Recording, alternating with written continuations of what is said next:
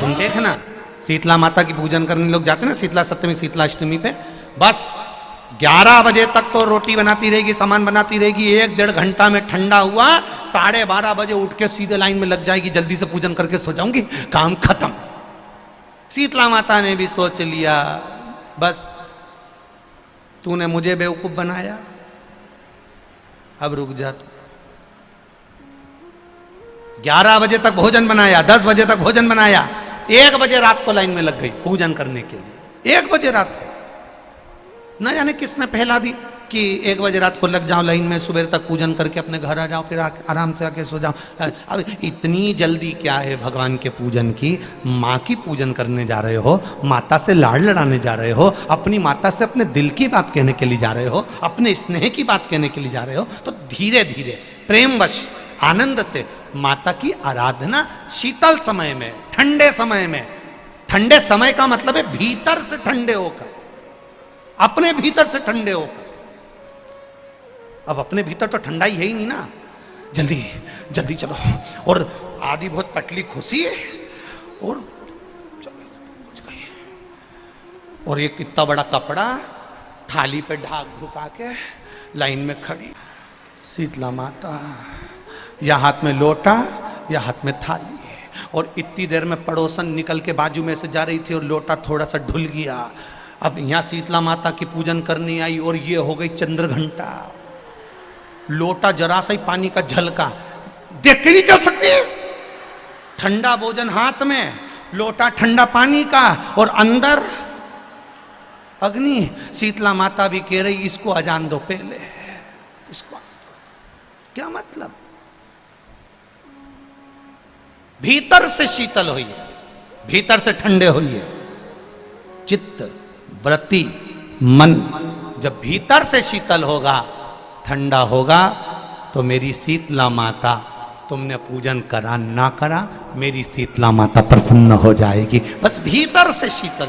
नेत्र के अश्रु से रुद्राक्ष की उत्पत्ति हुई, जानते हो सब लोग? बोलो तो जम के बोलो, जानते हो ना? फिर भगवान शंकर के नेत्र अश्रु से अंधकासुर की उत्पत्ति हुई, जानते हो सब लोग? बोलो जम के बोलो, ठीक है। तीसरा, भगवान शंकर के क्रोध नेत्र अग्नि की ज्वाला से, उनके अश्रु से ज्वारासुर की उत्पत्ति हुई। ज्वारासुर,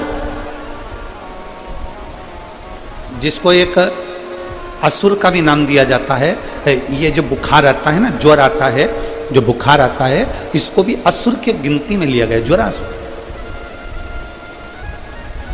और इस ज्वारासुर को शांत करने के लिए माता शीतला को प्रकट किया गया। और आप गुरुग्राम वासियों के लिए तो बड़ा सौभाग्य का विषय है कि मां शीतला आपके गुरुग्राम में आशीर्वाद देने के लिए सदा विराजमान रहती है। बोल शीतला माता की, शीतला माता की। मां इस गुरुग्राम में माता शीतला अपने भक्तों के आशीर्वाद देने के लिए सदा विराजमानती है। ज्वारासुर को शांत करने के लिए मां शीतला को प्रकट होना पड़ा था। का जो पूजन का विधान है, उस विधान में कोई गर्म चीज की महत्वता नहीं है क्या? कोई गर्म चीज की महत्वता? फिर भी दुनिया के लोग अपनी बुद्धि लगाकर माता की जब पूजन करने जाते हैं तो वहां अगरबत्ती भी जलाते हैं और दिया भी जलाते हैं। माता प्रसन्न हो जाएगी। बस भीष्म भूमि पर गिरा और भूमि पर गिरने के कारण उससे एक वृक्ष उत्पन्न हुआ जो नीम का वृक्ष कहलाता है, नेवाड़ी का वृक्ष। इसलिए साउथ में, दक्षिण में नीम के वृक्ष को स्वयं देवी का प्रतिबिंब माना जाता है। नीम के वृक्ष को स्वयं माता का प्रागट्य उत्सव माना जाता है। नीम के वृक्ष को स्वयं देवी का भाव वर्णित किया जाता है। और बहुत सुंदर बात है महाराज जी, इसके शरीर में माता निकल गई हो, दाने दाने पड़ गए हो पूरे शरीर में, बुखार भी बहुत तेज आ रहा हो, और पूरे शरीर में माता जी निकल गई हो, एक लोटा पानी जिसके शरीर में माता जी निकली है उसके पास में रख दो और वो पानी उठाकर नीम के पेड़ में उस व्यक्ति के ऊपर से 7 बार उतार के नीम के पेड़ में डाल दो।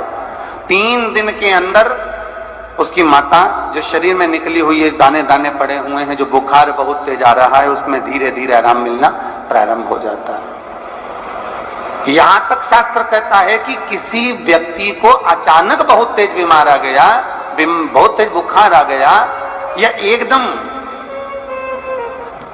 हम तो यहां तक कहेंगे कि ये वायरस चल रहा है, महामारी चल रही है, और कंठ में भी आपको अगर जलन पड़ रही है, कंठ रुक रहा है, बुखार बहुत तेज आ रहा है, शरीर में ताप है, डॉक्टर को दिखाओ मना नहीं है, सब कुछ करो मना नहीं है, पर 1 लोटा पानी अपने ऊपर से उतार कर 21 बार नीम के पेड़ में ले जाकर नाम गोत्र बोलकर डाल दीजिए और नीम के पेड़ के नीचे की मिट्टी को अपने कंठ पर लगा लीजिए। 20 से 25 मिनट बाद आपको आराम लगना प्रारंभ हो जाएगा। ये उमा देवी है। अगाह की मिट्टी काया के रोग को ठीक कर देती है।